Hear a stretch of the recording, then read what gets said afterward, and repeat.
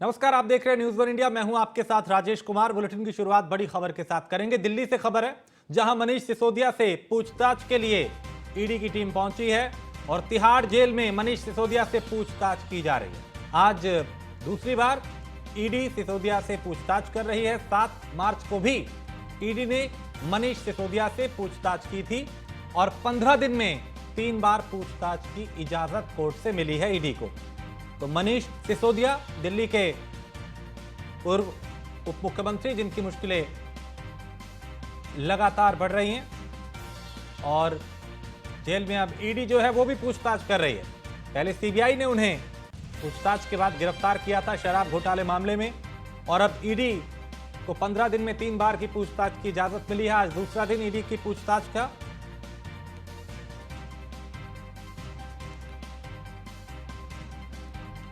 तो 7 मार्च को भी ईडी ने सिसोदिया से पूछताछ की थी और 15 दिन में 3 बार पूछताछ की इजाजत कोर्ट से मिली है।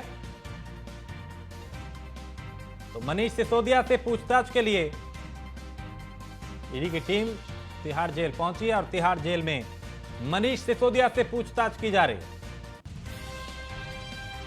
और आज दूसरी बार सिसोदिया से पूछताछ ईडी की टीम कर रही है और 7 मार्च को भी पूछताछ की गई थी। कोर्ट ने 15 दिन में 3 बार पूछताछ की इजाजत दी है। आज दूसरा दिन।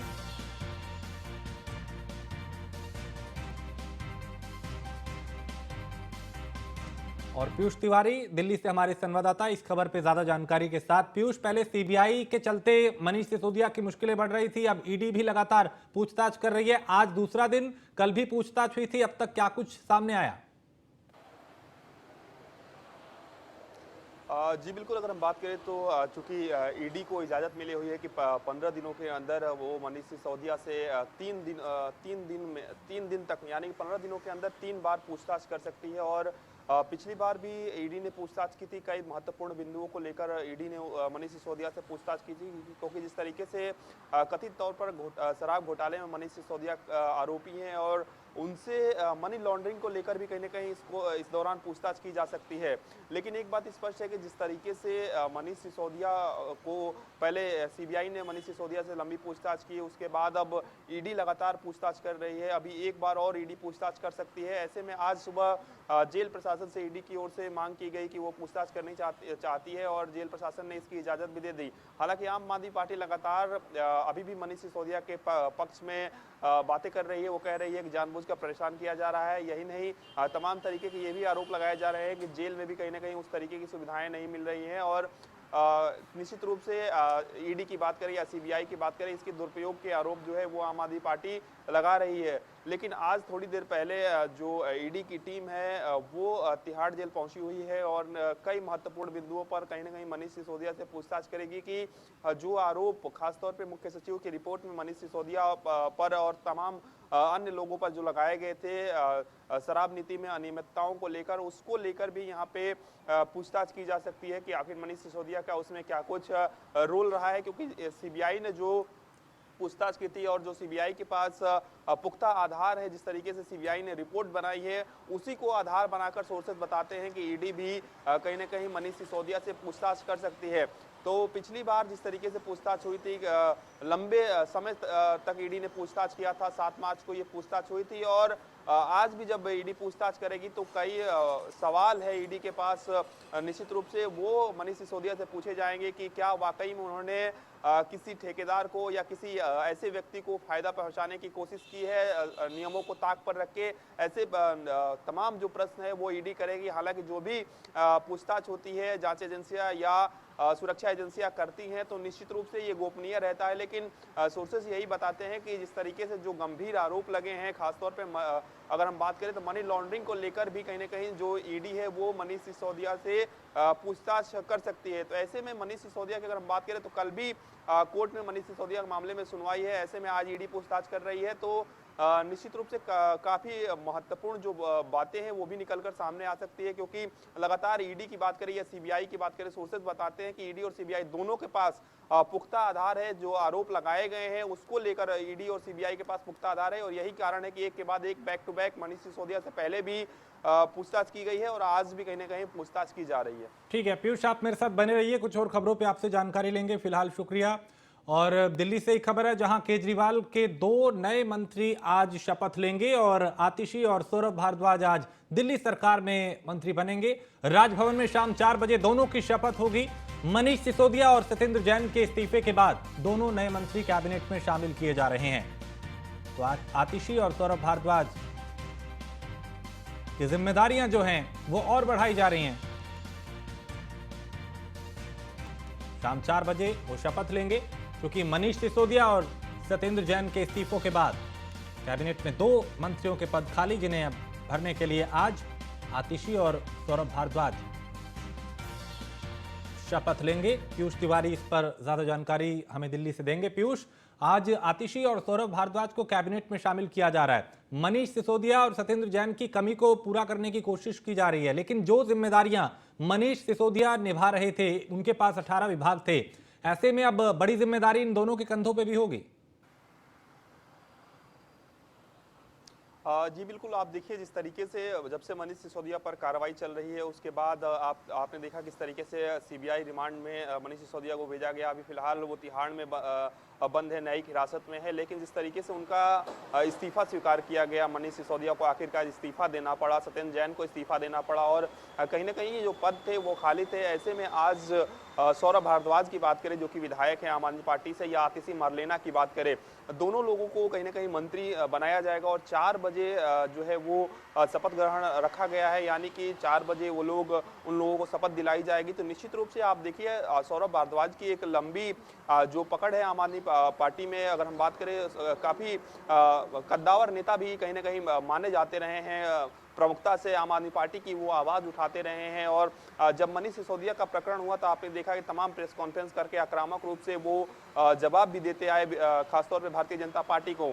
तो आज कहीं ना कहीं आम आदमी पार्टी की बात करें तो सौरभ भारद्वाज और आतिशी मरलेना को बहुत ही अहम जिम्मेवारी मिलने वाली है, क्योंकि आतिशी मरलेना की बात करें तो जिस तरीके से आम आदमी पार्टी में उनका योगदान रहा है, कहा जाता है कि काफ़ी महत्वपूर्ण भूमिका उन्होंने कई नियम बनाते वक्त उन्होंने निभाई थी, खासतौर पे एजुकेशन पॉलिसी को लेकर अगर हम बात करें तो निश्चित रूप से दोनों ही बड़े दिग्गज चेहरे हैं आम आदमी पार्टी के। और जिस तरीके से कहीं ना कहीं जो 2 कमी थी सत्येंद्र जैन और मनीष सिसोदिया के इस्तीफे के बाद, उसको भी दिल्ली सरकार को आम आदमी पार्टी को पूरा करना था और यही कारण है कि आज जल्द से जल्द आम आदमी पार्टी चाहती थी कि इस मंत्री पद को भरा जाए, ताकि जो आगे के विकास के कार्य हैं वो तेजी से हो सके। और यही कारण है कि आज शाम करीब 4 बजे जो शपथ ग्रहण है वो रखा गया है। दोनों ही मंत्री पद की शपथ लेंगे दोनों ही लोग। ठीक है, बहुत शुक्रिया पीयूष इस तमाम जानकारी के लिए।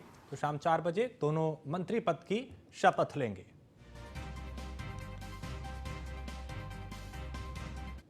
खबर लखनऊ से है, जहां यूपी बीजेपी ने मिशन 2024 के लिए तैयारियां तेज कर दी हैं और नगर निकाय चुनाव के लिए भारतीय जनता पार्टी पूरी तरह से एक्टिव है। बीजेपी सक्रिय बूथ सशक्त मंडल कार्यक्रम करेगी और यूपी के सभी मंडलों में ये कार्यक्रम किए जाएंगे। निकाय चुनाव से पहले ये कार्यक्रम होंगे। तो भारतीय जनता पार्टी निकाय चुनाव को लेकर पूरी तरह से एक्टिव। 2024 की तैयारियां भी चल रही हैं। निकाय चुनाव को फतेह करने की भी पूरी रणनीति बनाई जा रही है और इसी को लेकर अब बैठकों का दौर जारी है, समीक्षाएं की जा रही हैं, सम्मेलन किए जा रहे हैं, टारगेट सेट किए जा रहे हैं और निकाय चुनाव को लेकर अब ये कार्यक्रम होंगे। और यूपी बीजेपी ने चाहे मिशन 2024 की बात हो या निकाय चुनाव की बात हो, इसको लेकर रणनीति को और तेज कर दिया है और नगर निकाय चुनाव के लिए भारतीय जनता पार्टी अब पूरी तरह से एक्टिव मोड पे है और बीजेपी सक्रिय बूथ सशक्त मंडल कार्यक्रम करेगी। खबर प्रयागराज से है, जहां उमेश पाल हत्याकांड से जुड़ी आज की बड़ी खबर आपको बताएं। 1 महीना पहले ही उमेश पाल की हत्या की प्लानिंग हुई थी। सूत्रों के हवाले से बड़ी खबर आ रही है, अतीक से जेल में मुलाकात ना होने पर इसे टाल दिया गया था। तो इस वक्त एक बड़ी खबर आपको बताएं कि अतीक से जेल में मुलाकात ना होने पर मर्डर का प्लान जो है, हत्या की साजिश जो है, उसे टाल दिया गया था। यूसुफ उर्फ लतीफ नाम के व्यक्ति को पहले दिया गया था हत्या करने का ठेका और यूसुफ ने की थी अशरफ से बरेली जेल में मुलाकात। तो अब इस मामले में कई खुलासे हो रहे हैं और अतीक से मिलने गया था साबरमती जेल, वहां पे मुलाकात नहीं हो पाई थी। और यूसुफ पहले भी अतीक और अशरफ के लिए काम कर चुका है। बिहार के गैंग के कई सदस्य उसके संपर्क में रहते हैं और नेपाल में भी उसकी अच्छी पकड़ मानी जाती है। तो अब एक के बाद एक कई खुलासे इस मामले में हो रहे हैं। अतीक के बड़े बेटे को सीबीआई की पकड़ से दूर रखने में भी यूसुफ का हाथ था। और अगली खबर लखनऊ से, जहां अखिलेश यादव पार्टी मुख्यालय पे एक बैठक करने वाले हैं और समाजवादी पार्टी की राष्ट्रीय कार्यकारिणी की बैठक को लेकर इसमें चर्चा होगी। बैठक में अखिलेश यादव समाजवादी पार्टी के नेताओं के साथ चर्चा करेंगे। कोलकाता में समाजवादी पार्टी की राष्ट्रीय कार्यकारिणी की बैठक होगी और 17 से 19 मार्च तक कोलकाता में यह बैठक होनी है। तो बैठक में अखिलेश यादव समाजवादी पार्टी के नेताओं के साथ चर्चा करेंगे, मंथन करेंगे, समीक्षा करेंगे, रणनीति बनाएंगे और 24 को कैसे फतेह किया जाए, उत्तर प्रदेश में बेहतर प्रदर्शन किया जाए, चाहे निकाय चुनाव की बात हो या लोकसभा चुनाव की, उसको लेके अब रणनीति बनाई जा रही है, मंथन किए जा रहे हैं।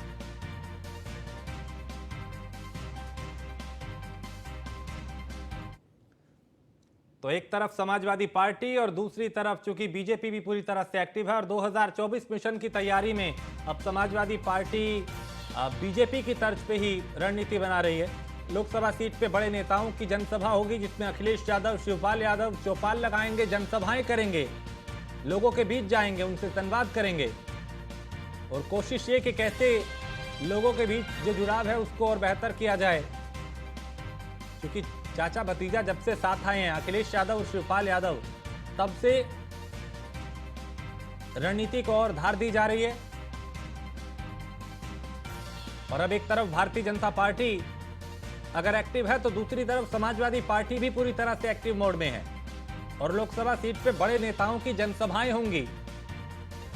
अखिलेश यादव और शिवपाल यादव चौपाल लगाएंगे, जनसभाएं करेंगे और मतदाताओं को साधा जाएगा। तो 2024 मिशन की तैयारी में समाजवादी पार्टी भी जुट चुकी है और अब समाजवादी पार्टी बैठकें कर रही है, मंथन किए जा रहे हैं, समीक्षाएं की जा रही हैं, रणनीति बनाई जा रही है। क्योंकि बीजेपी की ये कोशिश है मिशन क्लीन स्वीप यानी 80 की 80 सीटें जीती जाएं लोकसभा की, और समाजवादी पार्टी ये कह रही है कि बीजेपी जो सोच रही है वो होगा नहीं और समाजवादी पार्टी ऐसे परिणाम लाएगी कि सबको हैरान कर देगी। तो अब एक तरफ तो राष्ट्रीय कार्यकारिणी की बैठक होगी कोलकाता में 17 से 19 मार्च के बीच, दूसरी तरफ अखिलेश यादव और जो बड़े नेता हैं समाजवादी पार्टी के वो अब चौपाल लगाएंगे, जनसभाएं करेंगे और लोगों के बीच जाएंगे।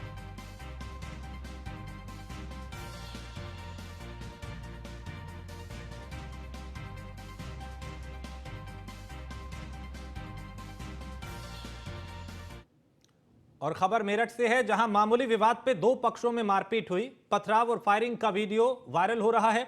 दबंगों ने शराब के नशे में दिन दहाड़े तांडव मचाया, मारपीट की, लाठियां चलाई और इस मारपीट में महिला समेत कई लोग घायल हुए जिन्हें अस्पताल में भर्ती कराया गया। हस्तिनापुर थाना के पंडला गांव का यह मामला और मारपीट की तस्वीरें कैमरे में कैद हुई जिसमें देखा जा सकता है कि कैसे दो पक्ष आमने सामने आ गए और देखते ही देखते यहां पे लाठी डंडे चलने लगे, बीच सड़क पे तांडव होने लगा और लोग एक दूसरे के खून के प्यासे हो गए।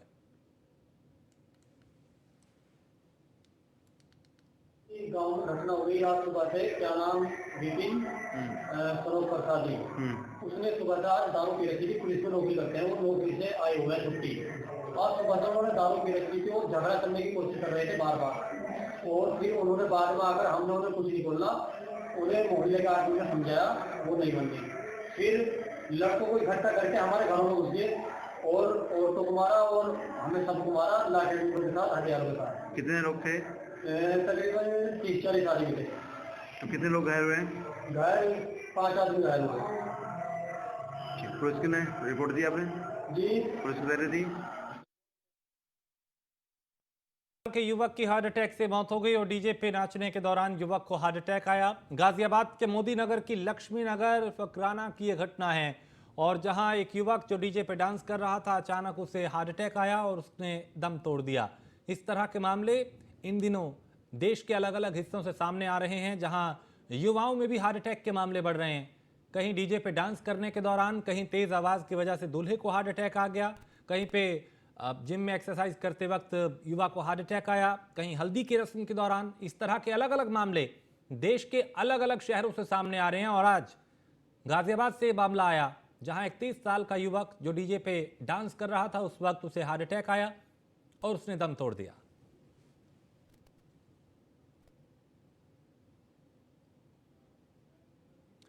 और मुजफ्फरनगर के भोपा रोड पे स्थित रेडिसन इन होटल में उस वक्त हंगामा हो गया जब बीजेपी के सह मीडिया प्रभारी विकास अग्रवाल अपने परिवार के साथ होटल में गए।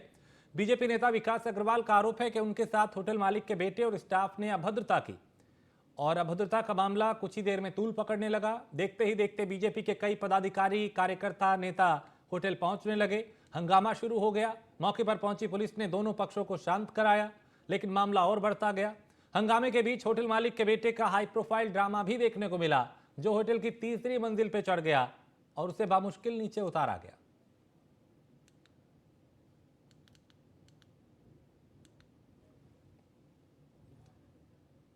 और खबर महाराजगंज से है, जहां रंग लगाने को लेकर दो पक्षों में मारपीट हो गई। एक युवक गंभीर रूप से घायल हुआ, जिसने इलाज के दौरान दम तोड़ दिया।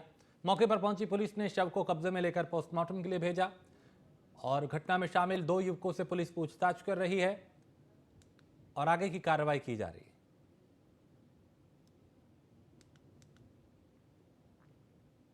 जनपद महाराजगंज, थाना श्याम देवरुआ अंतर्गत यहाँ पर एक गांव है गबड़ुआ मोहम्मदा जी सर। यहाँ से पुलिस को लगभग 6 बजे के आसपास सूचना प्राप्त हुई कि यहाँ पर एक दीपक चौधरी जी सर। पुत्र नंदलाल, उम्र लगभग 27 वर्ष, ये इनको चोट लगी थी और इनको तत्काल जो है CHC परतावल लाया गया, जहाँ डॉक्टरों द्वारा इनको मृत घोषित किया गया है। इस पूरे प्रकरण में जब और जानकारी की गई मौके पर जाके, तो पता चला कि आज दिन में होली खेलने के दौरान इनका गांव के ही चौधरी समुदाय के ही अन्य लोगों के साथ अबीर लगाने को लेके कुछ विवाद हुआ था, जिन पे इनके परिजनों द्वारा संदेह जाहिर किया गया है कि उनके द्वारा इनको धक्का मुक्की की गई, जिसके कारण चोट लगने के कारण इनकी स्थिति खराब हुई है। यहाँ पर अस्पताल में आकर जब डॉक्टरों से जानकारी की गई है, तो मृतक के शरीर पर कोई भी जाहिराना चोट नहीं मिला है और इनके शव को पोस्टमार्टम हेतु भिजवाया जा रहा है, ताकि ये स्पष्ट हो सके कि मृत्यु का कारण। खबर बलिया से है, जहां रेवती थाना इलाके में मारपीट के दौरान एक युवक घायल हो गया। घायल को परिजनों ने जिला अस्पताल में भर्ती कराया और पुलिस ने से शिकायत की। पुलिस ने मामला दर्ज कर जांच शुरू कर दी है।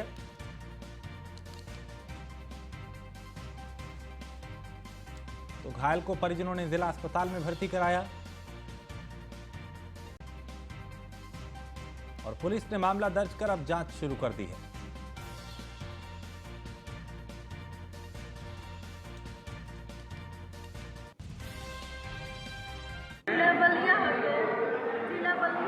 जिला अस्पताल में क्यों आई हैं, क्या हुआ है? जिला अस्पताल में लड़का को लेकर आए हैं, चाकू लगे। कौन मारा है? कौन बीमारी के लड़का और कौन बीमारी बड़ी बीमारी। कितने आदमी थे?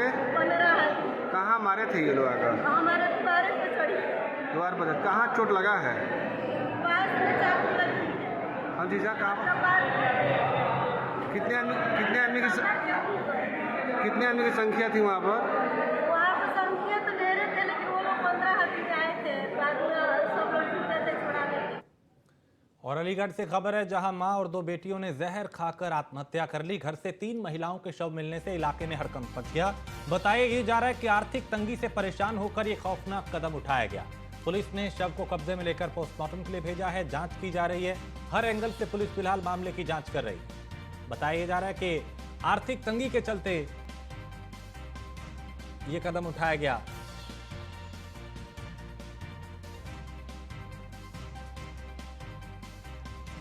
तो अलीगढ़ से खबर है, जहां मां और 2 बेटियों ने जहर खाकर आत्महत्या कर ली और एक ही परिवार के 3 लोगों की मौत से पूरे इलाके में मातम पसरा है। बताया यह जा रहा है कि आर्थिक तंगी से परेशान होकर यह खौफनाक कदम उठाया गया। महिला के पति की मौत कुछ वक्त पहले हुई थी।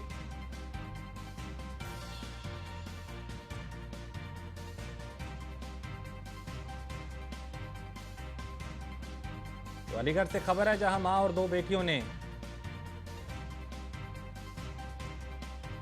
जहर खा के आत्महत्या कर ली और बताया ये जा रहा है कि आर्थिक तंगी के चलते ये खौफनाक कदम उठाया। फिलहाल पुलिस पहुंची है, हर एंगल से मामले की जांच की जा रही है। जो परिवार के दूसरे लोग हैं, जो आसपास के लोग हैं, उनसे पूछताछ की जा रही है और उसमें यह सामने आया कि आर्थिक तंगी की वजह से यह खौफनाक कदम उठाया गया। परिवार के 3 सदस्य, जिसमें एक महिला और उनकी 2 बेटियों ने आत्महत्या कर ली। पुलिस के आला अधिकारी भी यहां पहुंचे हैं और पुलिस अब हर एंगल से मामले की जांच कर रही है।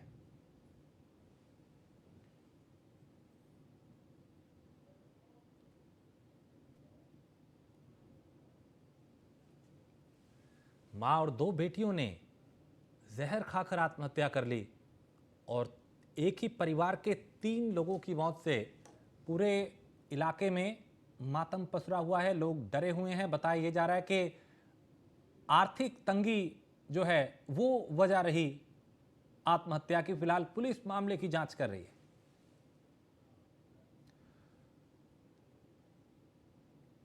और शाहजहांपुर में किन्नर और उसके साथियों की गुंडाई का मामला सामने आया है। यहां किन्नर और उसके साथियों ने सामुदायिक स्वास्थ्य केंद्र के डॉक्टर और स्टाफ के साथ मारपीट की। घटना के बाद मेडिकल स्टाफ ने कार्य बहिष्कार कर दिया और कार्रवाई की मांग की। फिलहाल पुलिस ने अब तक कार्रवाई नहीं की है और यह घटना पुवाया सामुदायिक स्वास्थ्य केंद्र की बताई जा रही है।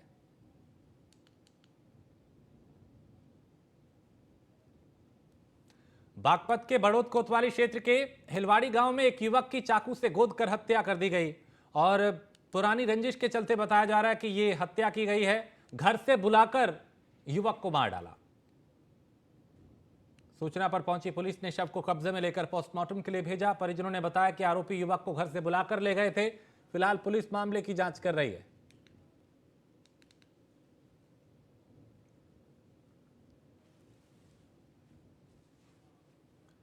और बागपत में डीजे बजाने को लेकर विवाद हुआ और फिर यह विवाद इतना बढ़ गया कि खूनी संघर्ष में तब्दील हो गया और देखते ही देखते 2 पक्ष आमने सामने आ गए। दोनों पक्षों में जमकर पथराव होने लगा, लाठी डंडे चलने लगे और दोनों पक्षों के कई लोग इस पथराव और लाठी चार्ज में घायल हुए हैं। घायलों को नजदीकी अस्पताल में भर्ती कराया गया और पुलिस मामले की जांच कर रही है। बागपत कोतवाली के गौरीपुर गांव का यह मामला है।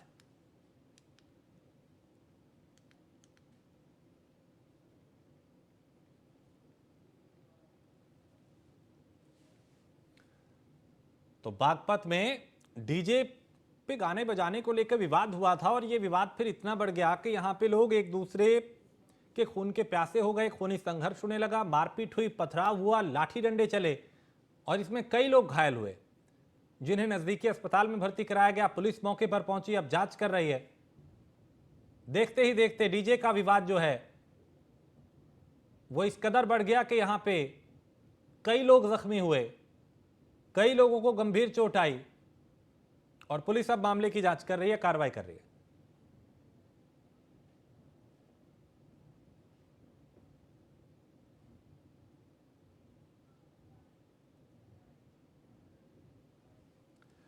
और यहां एक छोटे से ब्रेक के लिए रुकेंगे। ब्रेक के उस पार कुछ और खबरें।